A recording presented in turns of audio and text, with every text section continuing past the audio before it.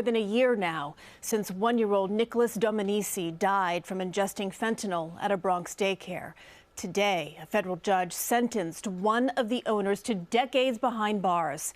Investigative reporter McNicholas has followed this case from the beginning and was inside the courtroom. Today's hour-long hearing was emotional. The daycare owner and the little boy's mom both broke down crying in court. And then the boy's parents spoke outside the courthouse this afternoon. The heartbroken parents of Nicholas Dominici, who was just a year old when he died, say they wanted a sentence of life in prison.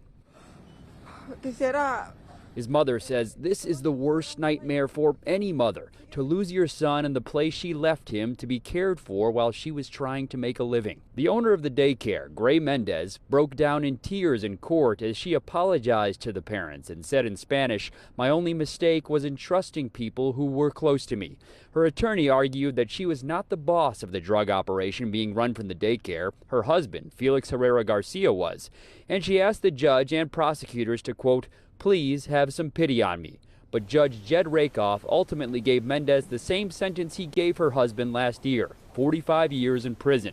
Prosecutors said he fled through the back alley of the daycare with several bags after 4 children were exposed to fentanyl in September of 2023. After the overdoses, police said they found 3 kilo presses and more than 2 pounds of fentanyl at the daycare, including a trap door with a secret compartment containing more than 5 kilograms of fentanyl and other drugs.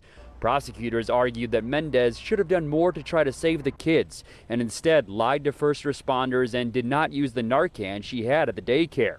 In response to Mendez's attorneys highlighting abuse and trauma she had suffered throughout her own life, the judge said it is a mitigating factor, but it only goes so far. Mendez said Monday, "It was an accident, and I hope that someday I will be forgiven."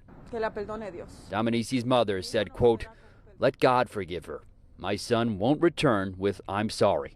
Now that Mendez has been sentenced in federal court, the Bronx District Attorney's Office says they will proceed with their own cases against Mendez, her husband, and his cousin. Dominici's parents say they are hoping that those cases can result in stronger sentences than the federal cases. Christine?